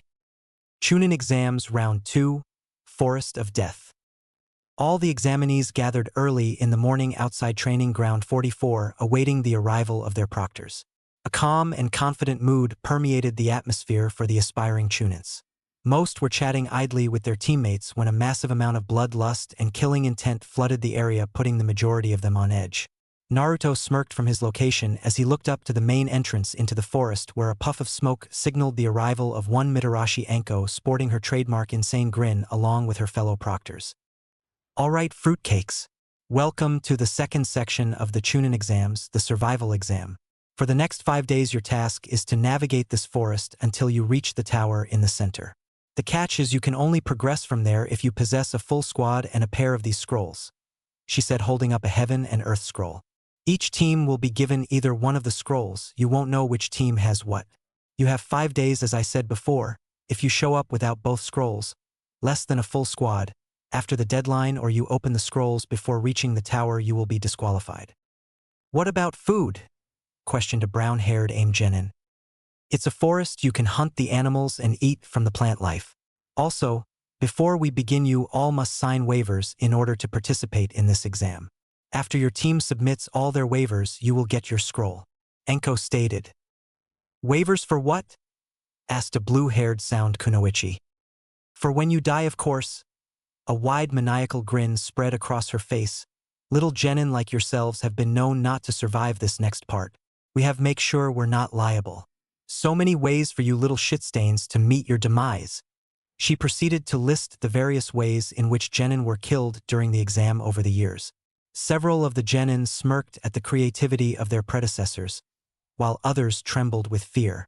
After Anko finished entertaining herself with scarring them for life, the other proctors started distributing the waivers. So what's our plan? Sakura asked her teammates while they waited for the waivers. I have a friend from another squad we are going to meet up with on the inside. We'll explain the rest of the plan from there, replied Naruto. Who is it? Sakura asked him.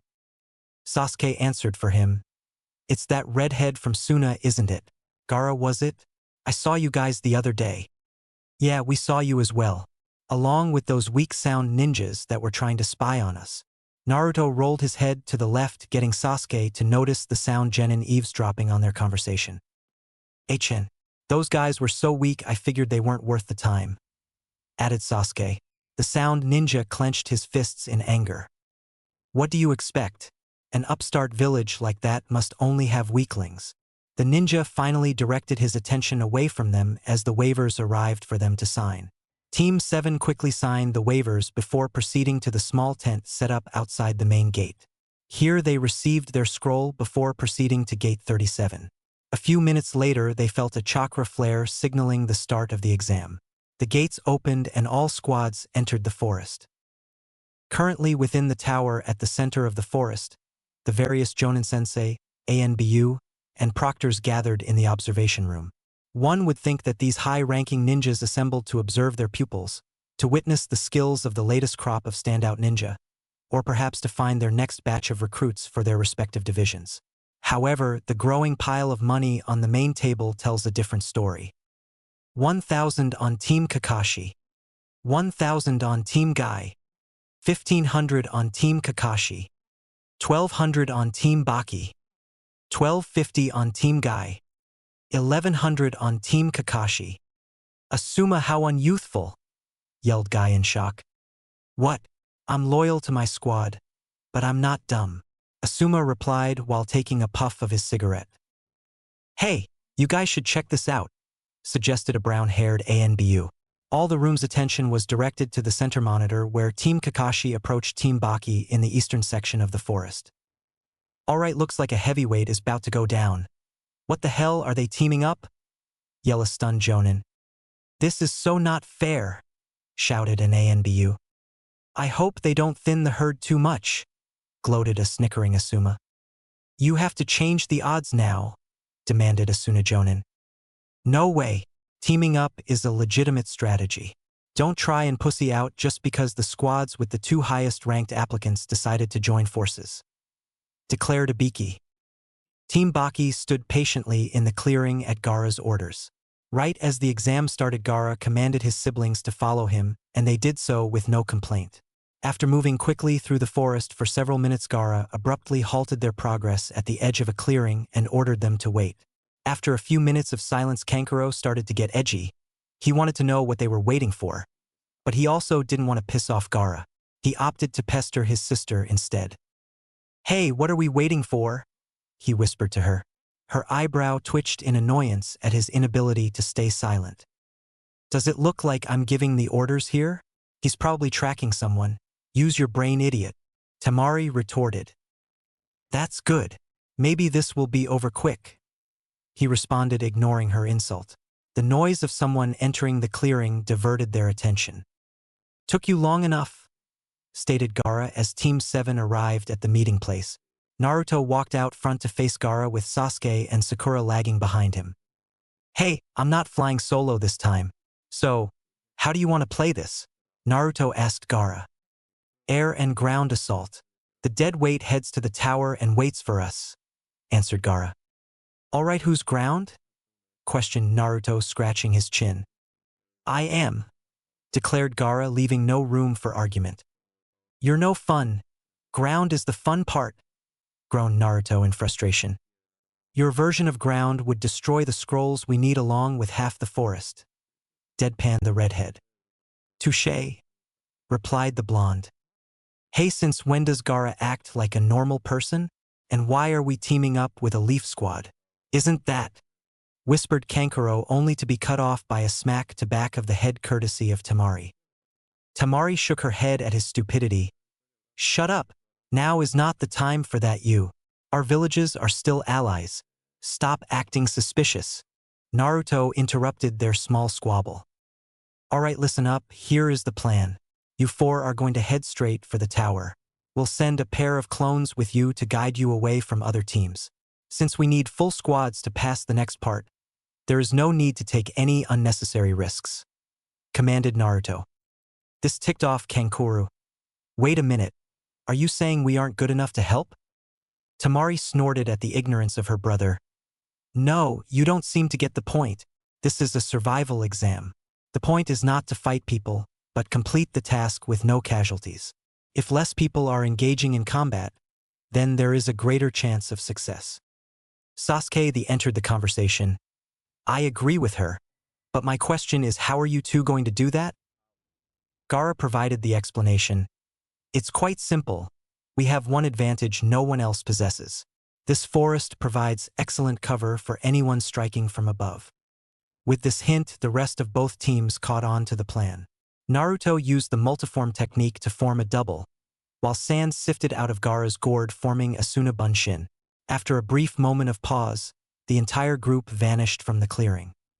Several hours later, a squad of AIM Genin sped through the eastern portion of the Forest of Death on foot. After tracking a pair of enemy teams, the AIM team ended up going in circles as the trails simply vanished. The frustration reached its peak with them on the trails of the two groups for hours and nothing to show for it. They stopped under the cover of a group of aged trees for a short rest. The leader of the squad, a dark-haired male, growled in frustration as he slammed his fist into a tree trunk. Man, I don't get it. We had the trails and then they were just gone. Both of them. Nothing left but those bizarre craters. We still have no idea what could have caused those things, added his silver-haired male teammate as he cleaned his sunglasses. I do. Everyone get down, yelled the brown-haired female of the squad. The trio all dived out of the area into nearby bushes taking cover. As soon as they hit the dirt, an explosion obliterated the location where they just stood. The leader let out a sigh of relief. Nice catch, Kala. What was that, a high-grade explosive tag? No, it was one of those, she exclaimed, pointing up into the sky above them. 3 glowing yellow balls of light headed straight towards them at high speeds. The silver-haired genin started freaking out. What the fuck is that? It just appeared in the sky out of nowhere. I don't know. It must be what snuffed out those other teams we were tracking before. We've got to move it, the leader commanded. The team raced from their location at top speed as one of the balls hit their previous location. The second one missed completely as they all dodged to the left. However, the third hit closer to its mark, detonated right behind the squad and sending them all flying. The leader slammed into the base of a nearby tree while the other 2 members of the squad tumbled into the nearby brush. Fuck! Screamed the leader as he pulled a small spike of wood out of his left arm while staggering to his feet. He ignored the pain of his dislocated shoulder that took the brunt of the crash as he surveyed the rest of his squad. His male teammate appeared to be nursing an injured leg as he limped towards him, while the kunoichi of the squad seemed suffering from only a gash on her left forearm. He took command of the situation. We need to find some cover to hide from those attacks, and have Toshiro patch us up, he said, looking towards the silver-haired boy. Kala has all the luck. My leg is busted and your arm is useless, grunted Toshiro in reply. Kala ignored him as she surveyed the area and pointed off to their left. There's small cave up ahead behind that damaged group of trees. If we can make it there, it should provide cover from whatever the hell is attacking us from above, and give you 2 a chance to heal up. The leader nodded in approval. Sounds good, we should be able to. Toshiro cut him off. No time. We've got trouble. The trio looked up behind them to see 5 more of those attack balls hovering high in the sky. Damn it. Move it, guys.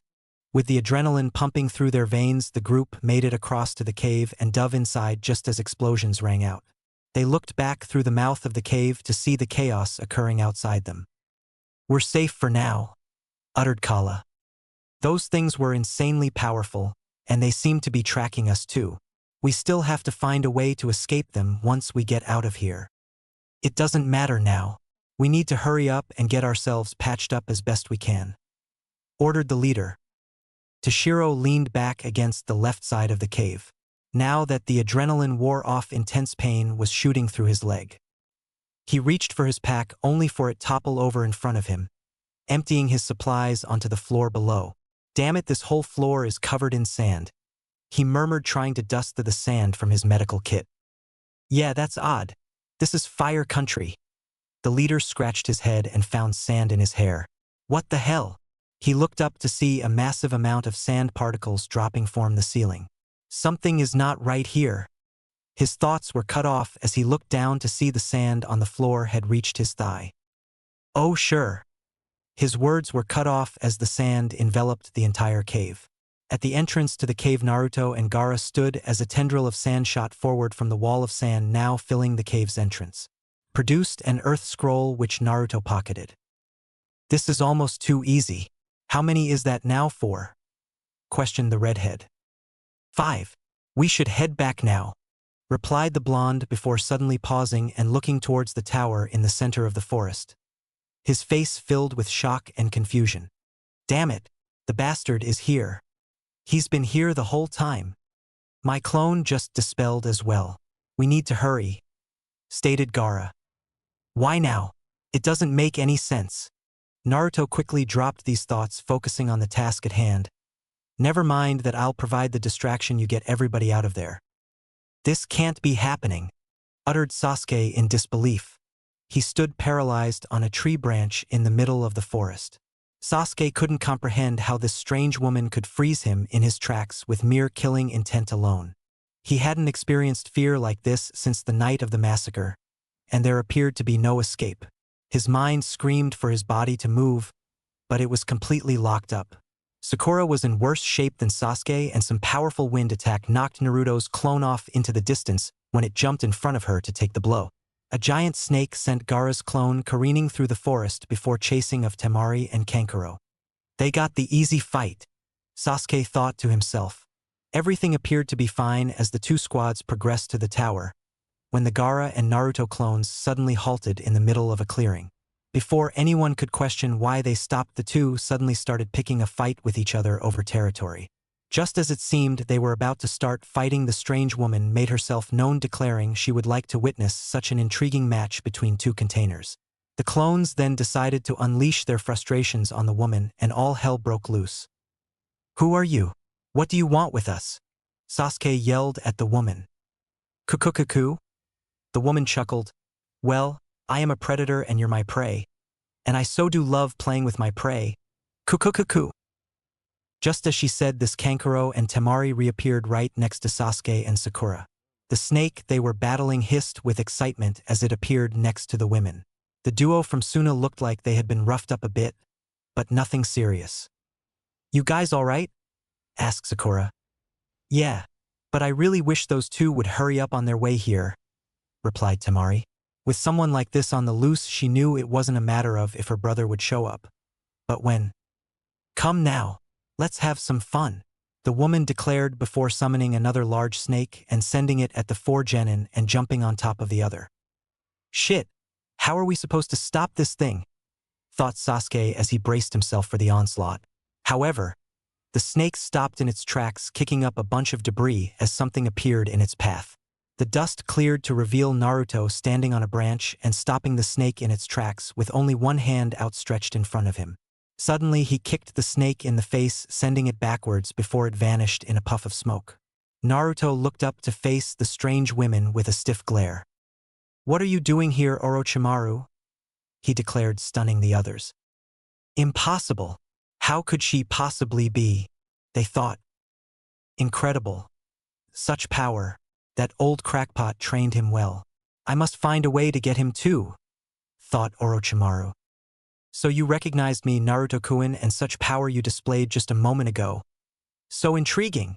The gender-challenged abomination licked its lips in a disturbing manner as it leered at Sasuke and Naruto. It reached its hand up and slowly peeled off its skin to reveal the true face of Orochimaru. "Guys, keep your guard up. Orochimaru is known for capturing and experimenting on ninjas, especially those with bloodlines or extraordinary abilities. It's the main reason he was forced to flee Konoha as a missing nin. Most likely he's here for one of us, Sasuke, to turn us into lab rats to discover the secrets of our abilities for himself." Sakura paled in fear while Sasuke clenched his fists in anger. "So those three old fools have informed you well about me. Well, boy, let's see what you can do." Naruto suddenly appeared in front of the treacherous Sannin and landed two quick punches, followed by a roundhouse kick that sent Orochimaru flying through the trees. Naruto moved to follow, only to see the body dissolve into mud.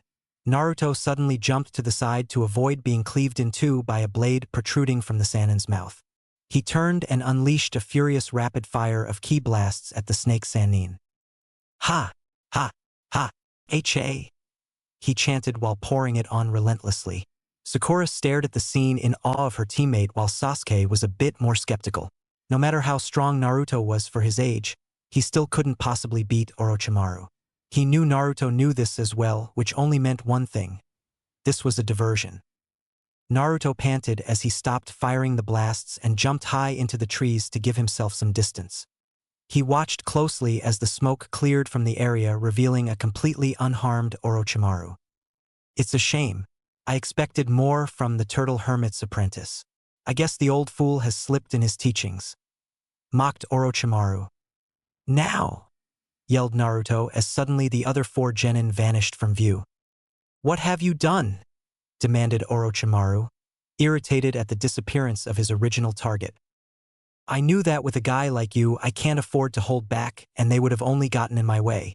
Behold, I will show you the greatest technique of Kame-Sennin martial arts," declared Naruto. "Yes, Naruto-kun, show me your true power," roared the snake Sannin in anticipation.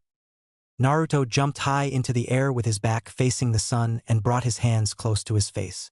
Orochimaru stared up at him with barely contained glee. "Get ready, this going to be a big one," he yelled as his power sky rocketed. His muscles bulged and the ground started shaking under the energy he poured out. Came Sunin final attack, Solar Flare. The ensuing bright flash of light blinded the rogue Sannin and forced him to cover his eyes in pain. My eyes! I'll get you for this. How dare you make a mockery of me?" The diversion put Orochimaru out of commission for several minutes. And when his vision finally returned, Naruto was nowhere in sight. The snake summoner scanned around the clearing looking to pick up his trail. Damn it, the brat failed to leave anything or me to follow. I didn't get to mark either of them to enable capturing at the least. No matter, I can still do it at a later time. The Sannin then vanished from clearing. A few minutes later, Team 7 and the Suna siblings rose from underground courtesy of Gaara's sand. "I can't believe that actually worked. I thought he would figure out where we were hiding for sure," exclaimed Sakura. "He would have expected us to run. This was a much better plan," remarked Gaara. "What do we do now?" questioned Temari. "We've got the scrolls already, and the tower is close by. Let's finish the exam," replied Naruto. A squad of ANBU arrived at the location departed by the two squads minutes later. "This is the location, but he's already gone along with whoever was fighting him," declared the leader in the monkey mask as he surveyed the area. "He must have sensed us coming and fled," muttered the male wearing an ox mask as he investigated some of the damage. "He wouldn't run from us. Whatever his objective was, he already completed, or he fled because it was unobtainable," replied the leader. "What do we do now? Cancel the exams?" questioned the female donning the rabbit mask. "I doubt it. Lord Hokage wants to capture him at some point. We report back to him and await more orders," responded the leader. Their fourth teammate, who had been silent up to this point, proposed a very good question. "That still leaves one thing. What is he really after?" "That brat. What a nuisance. Now I can't initiate that phase of my plan here," ranted Orochimaru as he sped through the trees. He suddenly halted at the base of a large tree as Kabuto and his squad appeared before him kneeling. "Lord Orochimaru, what are your orders?" the trio questioned their leader. "Roshi's brat prevented me from completing my first objective, so I'm revoking the first set of orders. We'll have to go with one of my contingency plans a month from now. Spread the word." "Yes, sir," they responded. Before they departed, he held back Kabuto for a brief moment. "Kabuto, why was your information on the Konoha container so lacking? He is much further along in his training than your information suggested. He is certainly no match for me, but his level is on par with yours. There is no real documented information on him. All of his files are merely watered-down reports passed down by the Hokage. I doubt any real documentation on his abilities exists." The Snake Sannin's response surprised Kabuto when, instead of the expected anger, Orochimaru started laughing with excitement. "Ku. So, it seems Sensei has done well to hide his trump card. Well played, old man. Well played." Chunin Exams Round 3 Part 1 Preliminaries. After their arrival in the tower, the two teams activated their scrolls to complete the exam. The majority of them went their separate ways, enjoying several days of rest after their arrival while waiting for the second leg of the exam to finish. They mostly kept to themselves with their time off, except for Naruto and Gaara, who had to relay their encounter with Orochimaru to the Hokage, and various other persons the village leader wanted kept in the loop. By the time the exam finally concluded, 7 teams remained in the hunt for promotion. Both other rookie teams passed, along with Team Guy, Kabuto's team, and a sound team joining Team Kakashi and Team Baki. The various proctors and senseis rejoined the examinees inside the tower in a large vacant room. With everyone gathered, the Hokage launched into a long speech about the purpose of the Chunin exams as a substitute for war. Naruto tuned out the boring speech in favor of scanning the room. As his eyes darted around the room, he found a familiar large white spiky-haired old man. "Looks like Ero-sensei heard about the encounter with Snakeface. Otherwise, I would have had to track him down for the next leg of my training," thought the blonde. While Master Roshi taught him the great legacy of Kamesenin martial arts, it was his godfather who taught him how to be a ninja. Growing up away from the village allowed for Jiraiya to take a huge part in his godson's life without it becoming completely obvious who Naruto really was. As far as the majority of the elemental countries were concerned, Naruto was merely Master Roshi's apprentice, not the son of Namake's Minato. Jiraiya caught Naruto's eye and gave the teen a grin and wink before returning to leering at a female Umbu guarding the Hokage. Naruto chuckled softly and shook his head as one of the proctors interrupted the Hokage's speech, gaining everyone's attention. "Excuse me, sir," cough, "but with so many teams completing the second exam, we will need to have preliminary matches to determine who moves on to participate, cough, in the third exam. If anyone feels they are not up to it, you can remove yourself, cough, from consideration now." After no one decided to withdraw, he continued on. "Very well. My name is Gecko Hayate, cough. I will be your proctor for these preliminary matches. Everyone please move to the observation area except for the fighters who appear on the screen." He pointed towards the large screen on the far wall. They all watched the screen as it cycled through various names for several seconds before finally settling on two: Sabaku no Gaara and Ibumi Zaku. "So what have you heard of the youngest son of the Kazekage?" asked Sarabodi, as people started filing upstairs to make room for the first match.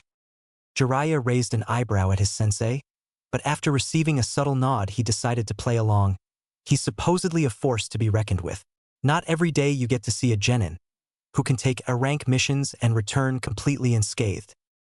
As Sarutobi and Jiraiya discussed various topics of what they knew to be either outdated or just flat-out bullshit information, an eavesdropping Orochimaru had a difficult time holding back the smug grin forming at his lips. The Snake Sanin's arrogance prevented him from even considering the fact that the two were simply parroting back the information his own spy had planted into Jiraiya's spy network to merely maintain appearances. This is the reason why Jiraiya-sama is more dangerous than Orochimaru, thought Kakashi as he tried to keep up with the byplay while pretending to read his book. With Orochimaru, you must always look beneath the underneath. However, with Jiraiya-sama, you must look beneath underneath that is already beneath the underneath. There's got to be a better way to say that. Per usual, whenever Kakashi's mind wandered onto the road of life, Guy chose to strike up a conversation. "Isn't that right, my eternal rival? I could throw him a bone this time." "Nah," thought Kakashi. Did you say something?" "Always with the hip attitude. Why must you torment me so, my eternal rival?" exclaimed Guy. Down on the floor of the pseudo-arena, he brown-haired sound ninja stood calmly with his arms dangling at his sides. The eyes were brimming with confidence. As he stared down his opponent, he quickly became irritated by the redhead's body language. Gaara stood with a bored look, as if he there to count the grains of sand in his gourd. Zaku attempted to rile him up. "Gaara of the desert, huh? Looks like your dad must have fabricated that reputation for you. You're nothing more than a mascara-wearing loser." Tamari, Kankuro, and Baki all paled, assuming the kid just signed his own death warrant and all thinking, "Gaara, please don't cause an incident. Mother has no need for the blood those who wet themselves," replied Gaara nonchalantly. "Holy crap," blurted Kiba as Akamaru barked from within his jacket. This guy pissed himself before the fight even started. Immediately everyone's eyes fell to the growing wet spot on Zaku's crotch. They all had a hard time suppressing their snickers of amusement. Zaku's was also rewarded with 3 spikes of killing intent, courtesy of his fellow sound ninjas. "Ha! That was good. I never even saw him plant the fake pea," thought Naruto. "You won't be so cocky once I've blown you away. You will pay for this humiliation," thought a completely clueless Zaku. "Begin." Hayate brought his arm down, signaling the start of the match before jumping back out of harm's way. Zaku crouched into an aggressive stance, his arms positioned in front of him as he awaited for Gaara to make his move. The redhead didn't move, remaining in his disinterested posture. Angered by the perceived lack of respect, Zaku charged in to make his first assault. "Since you don't seem that interested in fighting, I'll make this quick for ya," yelled Zaku as sped forward, leaping into the air. The cocky sound genin swung his arms forward, pointing his palms towards Gaara, and unleashed his technique. Zankaha! As the attack moved in on him, sand flowed from Gaara's gourd, forming a wall to block the incoming jutsu. "That's not going to cut it," yelled Zaku as his blast tore through the shield with no problem. However, he was stunned to find that behind the shield his opponent was nowhere to be found. "Looking for me?" Gaara's voice ominously rang out from right behind him. Zaku spun to nail the red head with another Zankaha, only to be stopped cold as Gaara struck with his left arm. The arm was covered with enough sand to make it appear twice its normal size. "Sabaku no pistol." Gaara swung his sand-covered arm forward, the reach of his punch extending as if his arm was made of an infinite amount of sand. The powerful hit connected with Zaku's face. It carried and slammed the sound Nin into the opposing wall, knocking him out cold. Bastard gets hooked on one piece and you'd think take after Crocodile. But no, he just had to copy after Luffy, muttered Naruto. "In all fairness, Luffy is much cooler than Crocodile," chimed in Kakashi, who leaned against the wall to his left. "Yes, but since I can actually replicate a Gatling gun, bazooka, and pistol with my energy blasts, I am much better suited for the role," stated Naruto. "You don't have to be so jealous, you're just as big of an idiot," interjected Jiraiya. "Shut it, Arrow-sensei. Everyone knows about your failed venture as an arrow cook. Your food and your ugly mug scared all the girls away, fired in under an hour," replied Naruto. No respect, I tell you. No respect," grumbled Jiraiya. "Winner, Sabaku no Gaara," declared Hayate as the medics removed Zaku from the area. Gaara vanished from the floor in a swirl of sand as the screen started to cycle through names for the next set of opponents. Rock Lee and Akimichi Chuji. "YOSH!" cried out the duo of green beasts with multicolored flames lighting up their eyes. Lee turned to his role model with an insane grin stretched across his face. "Guy-sensei, now is my chance to prove the virtues of my flames of youth," exclaimed the mini-me version of the duo. Guy replied with equal intensity and enthusiasm. "That is correct, my most youthful pupil. Today perhaps you can even stoke the fire of youth in all your competitors for even more exciting matches later on." "Yes, and if I can't do that then I will do 500 laps around the village," declared Lee. "And if you can't finish that then I will do 600 laps around the village on my hands," proclaimed Guy. "And if you can't do that I will do 1,000 kicks and punches," started Lee again, only to be cut off by an annoyed Naruto. "And if you don't get your ass down there and start fighting, I'm going to blast both of you into the next dimension," roared the blonde with nods of approval from everyone else in the room. "Lee, it looks like you've already succeeded in raising the flames of youth. My eternal rival's pupil is also ready to fight. Go, Lee. Show them the power of youth," proclaimed Guy. "Youth!" cried out Lee as he speeded down to the fighting area, somehow leaving mystical rainbow-colored flame in his wake. Tenten stared from the space her teammate just occupied to Naruto in bewilderment. "Niji, I think that guy just prevented the—" Niji quickly clamped a hand down over her mouth. "Do not tempt fate, Tenten," advised Niji, shaking his head. The bun-haired girl knocked his hand away before snorting at the idiocy of her entire team. On the other side of the room, after a promise of free barbecue from his sensei, the rotund Akimichi made his way to the battle area. The ensuing fight was not much to write home about.